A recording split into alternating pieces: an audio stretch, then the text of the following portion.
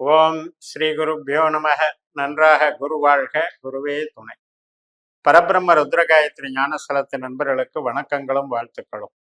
இந்த 7 நாட்கள் இந்த தலைப்புல மிதுன லக்னத்திற்கு இந்த பதிவுல ஜனவரி 13 முதல் ஜனவரி 19 வரை, சனிக்கிழமை முதல் வெள்ளிக்கிழமை வரை சந்திரன் அன்றாடம் நகரக்கூடிய நட்சத்திர ரீதியாக நம்ம பலன்களை பார்க்க இருக்கிறோம். இப்ப மிதுன லக்னத்துக்கு கிரக நிலைகள் அப்படின்னு எடுத்துட்டீங்கன்னா, தை 1ஆம் தேதியிலிருந்து சூரியன் 8ஆம் வீட்டுக்கு இருக்காருங்க. அப்ப என்னன்னா, அட்டமத்தில் சூரியன் கொஞ்சம் 8ஆம் இடம் என்பது ஒரு தடை, ஒரு பயப்படுற மனசு, சஞ்சலப்படுற மனசு, ஸ்ட்ரெஸ்ஸை கொடுக்கறது, தன்னம்பிக்கையை கொஞ்சம் அசைச்சு பார்க்கறது, இதெல்லாம் இருக்கத்தான் செய்யும். ஏனென்றால் நம்மளுக்கு தைரிய ஸ்தானாதிபதியே சூரியன் தான். அதுக்கு அடுத்தது நம்ம சந்திரனை பற்றி விரிவாக பார்க்க போகிறோம். செவ்வாய் கிரகமானதும் 7ஆம் வீட்டில் இருக்காரு, தனுசு ராசியில். புதன் கிரகமானதும் 7ஆம் வீட்டில் இருக்கு. குரு லாபஸ்தானத்தில் 11ஆம் வீட்டில் இருக்கு. சுக்கிரன் திங்கக்கிழமை வரைக்கும், அதாவது செவ்வாய்க்கிழமை வரைக்குமே சுக்கிரன் நமக்கு அந்த விருச்சிக ராசியில் இருக்காரு. அதுக்கப்புறம் உங்களுக்கு தனுசு ராசியில் மாறுறாரு. சனி கிரகமானது 9ஆம் வீட்டில் இருக்காரு.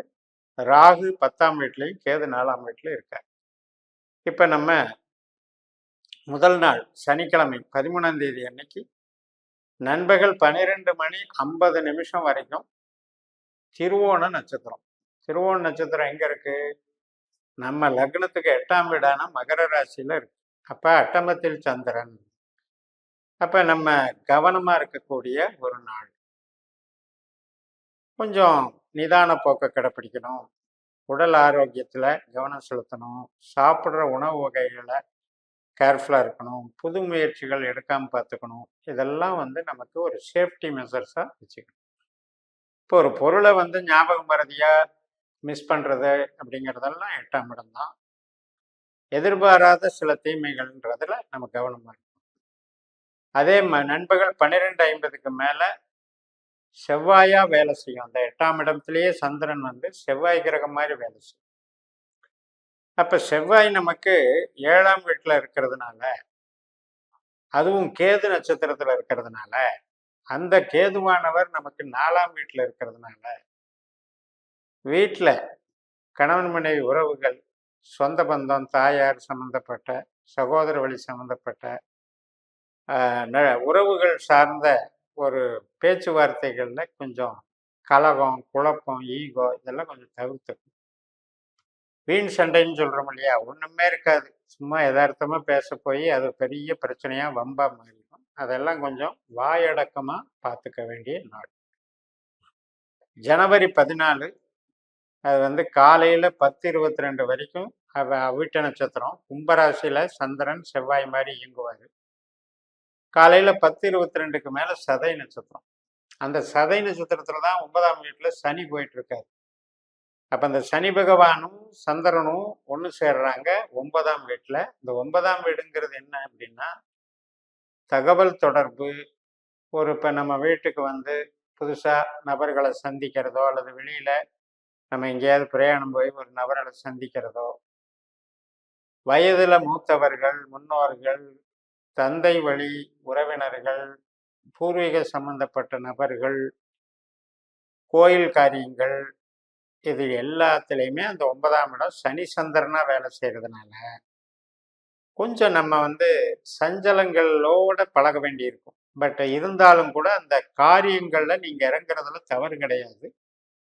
இந்த சனிக்கும் சந்திரனுக்கும் என்ன ஒரு கேரக்டர் அனாலிசிஸில் என்ன பண்ணுவாருன்னா, கொஞ்சம் மனசஞ்சலத்தை கொடுத்துருவார். ஏன்னா மனசில் சாஃப்ட்னஸை கொடுக்குறவர் சந்திரன். அந்த சனி கொஞ்சம் துக்க காரகன். இந்த 2 பேரும் சேர்றாங்க யாருடைய நட்சத்திரத்துல? ராகுவோட நட்சத்திரத்துல. அதனால கொஞ்சம் நம்ம அந்த பழக்க வழக்கம், நண்பர்கள் அல்லது உறவினர்கள் அல்லது பிஸ்னஸ் மார்க்கெட்டிங் யார் கூட பழகினாலுமே அந்த சஞ்சலமான போக்கில் கொஞ்சம் கவனம் செலுத்திக்கணும். அடுத்த நாள் ஜனவரி 15 காலையில் 8 மணியிலிருந்து பூரட்டாதி நட்சத்திரம் குருவனுடைய நட்சத்திரம். குரு வந்து நம்மளுக்கு லாபஸ்தானத்தில் அஸ்வினி நட்சத்திரத்தில் இருக்கார், கேதுனுடைய நட்சத்திரம்.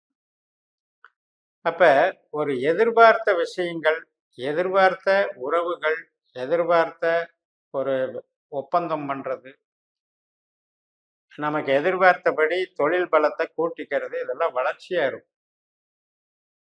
ஒரு புதுசாக கஸ்டமர் அவர்னால வரக்கூடிய நன்மைகள் இதெல்லாமே நல்லா இருக்கு. திங்கட்கிழமை ஜனவரி 16 செவ்வாய்க்கிழமை உத்திரட்டாதி நட்சத்திரம், சனியினுடைய நட்சத்திரம், மீன ராசியில சந்திரன் பயணிக்கிறாரு. நமக்கு அது 10ஆம் இடம், தொழில் ஸ்தானம். சனி 9ஆம் வீட்டில் இருக்காரு. உற்பத்தி சாராத தொழில்கள், கன்சல்டிங், கமிஷன் வகை, கம்யூனிகேஷன், டிரான்ஸ்போர்ட்டு, உற்பத்தி சாராத மூளை உழைப்பு சார்ந்த தொழில்களுக்கு ரொம்ப சிறப்பாக இருக்கும். உற்பத்தி சார்ந்த தொழிலுக்கு கொஞ்சம் மந்தமாக இருக்கும். உறவுகளுக்கு நல்லா இருக்கும். வீடு, உறவுகள், குழந்தை, திருமணம், இந்த மாதிரி காரியங்களுக்கெல்லாம் இன்னைக்கு சப்போர்ட் பண்ணும், நல்லா இருக்கும். ஜனவரி 17ஆம் தேதி மீனராசியில சந்திரன் ரேவதி அப்படின்ற புதனுடைய நட்சத்திரத்துல பயணிக்கிறார். புதன் நமக்கு 7ஆம் வீட்டில் இருக்கிறதுனால புதிய நபர்கள் சந்திப்பு, புதிய ஒப்பந்தங்கள், புதிய அணுகுமுறை, திருமணம் சார்ந்த காரியங்களில் ஈடுபடுறது, அதே போல் கம்ப்யூட்டர் சம்மந்தப்பட்ட ஸ்டேஷ்னரி, புக்ஸு, பிரிண்டிங்கு, இது போன்ற எஜுகேஷன் சம்மந்தப்பட்ட அனைத்து துறைகள், அனைத்து விதமான வியாபாரங்கள் எல்லாத்துக்குமே நல்லா இருக்கும். நல்ல நாளாக பயன்படுத்திக்கலாம். ஜனவரி 18ஆம் தேதி வியாழக்கிழமை அன்றைக்கு வந்து மேஷ ராசிக்கு சந்திரன் வந்துடுறாரு மீன ராசியிலிருந்து. அன்றைக்கு வந்து அஸ்வினி நட்சத்திரம். ஏற்கனவே குரு வந்து அங்க அஸ்வினி நட்சத்திரத்துல இருக்காரு.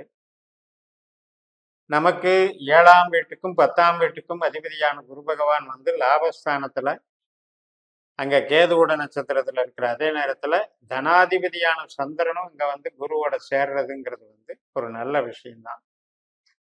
அந்த கேது நமக்கு 4ஆம் வீட்டுல இருக்காரு. அதனால எதிர்பார்த்தபடி சில வேலையிலையும் தொழிலையும் ஒரு பாசிட்டிவா நமக்கு வாய்ப்புகளும் நல்லா இருக்கும், தொழில் பலமும் அதிகரிக்கும், நன்மைகள் நடக்கக்கூடிய நல்ல நாளாக இருக்கும். கடைசி நாள் ஜனவரி 19 மேசராசியில சுக்கிரனுடைய பரணி நட்சத்திரத்துல சந்திரன் போறாரு. சுக்கிரன் வந்து தனுசு ராசியில கேது நட்சத்திரம் மாதிரி இயங்குறாரு. அப்ப சுக்கிரனுக்கும் குருவுக்கும் 7ஆம் வீட்டுக்கும் 11ஆம் வீட்டுக்கும் ஒரு கனெக்டிவிட்டி ஏற்படுது. இப்ப குழந்தைகள் மூலமாக ஏற்படக்கூடிய சுபகாரியங்கள், குழந்தைகள் திருமணம் அல்லது குழந்தைகளுக்கு கல்வி பலம், நமக்கு குழந்தை பேருக்கு சம்பந்தப்பட்ட முயற்சிகள், திருமணம் சார்ந்த முயற்சிகள், சுப நிகழ்ச்சிகள், கலைத்துறை, கமிஷன் துறை மற்றும் ஒரு ஒப்பந்தத்துறை, கான்ட்ராக்ட் பண்றது, சமூகம் சார்ந்த பொதுநலத்துறைகள், இன்டீரியர் டெக்கரேஷன், ஆபரணங்கள், விலை மதிப்பு மிக்க ஒரு வியாபாரம் செய்யறது, இது எல்லாத்துக்குமே சிறப்பாக இருக்கும். ஒரு நல்ல அங்கீகாரத்தையும் ஒரு மன திருப்தியையும் ஏற்படுத்தும். இப்படி இந்த 7 நாட்களுக்கும் மிதுன லக்னத்திற்கு முதல் நாளாக 8ஆம் இடத்துல இருக்கிற திருவோண நட்சத்திரத்துல தொடங்கி கடைசி நாளாக பரணி நட்சத்திரத்துல முடிவடைந்து நமக்கு பலன்களை கொடுக்கும் என்றாலும் கூட நம்ம ஜனன ஜாதகத்தை ஒரு தடவை என்கிட்ட கன்சல்டிங் எடுத்து நம்ம பாஸ்கர அஸ்ட்ராலஜி மெத்தட்ல நட்சத்திர சூத்திர முறைப்படியில 12 பாவ அதிகாரிகள் உப நட்சத்திரங்களை கண்டுபிடிச்சிட்டு இந்த கோச்சார பலன்கள், திசாபுத்தி பலன்களை எல்லாம் நீங்க அடாப்ட் பண்ண ஆரம்பிச்சீங்கன்னா உங்களுடைய கேள்விகளுக்கு துல்லியமான பதில்களை தருவதோடு நம்ம ஜாதகத்துல விதி கொடுப்பனைய அத்தனையையும் நமக்கு புரிய வரும் என்று கூறி நிறைவு செய்கிறேன். இந்த சேனலை சப்ஸ்கிரைப் பண்ணி ஷேர் பண்ணுங்க. உங்கள் தனிப்பட்ட ஜாதக பலாபலன்களை என்னுடைய வாட்ஸ்அப் நம்பரில் தொடர்பு கொண்டு பலன் பெறுங்கள். உங்களிடமிருந்து விடைபெறுகிறேன். உங்கள் ஜெயம்எஸ். நன்றி, வணக்கம்.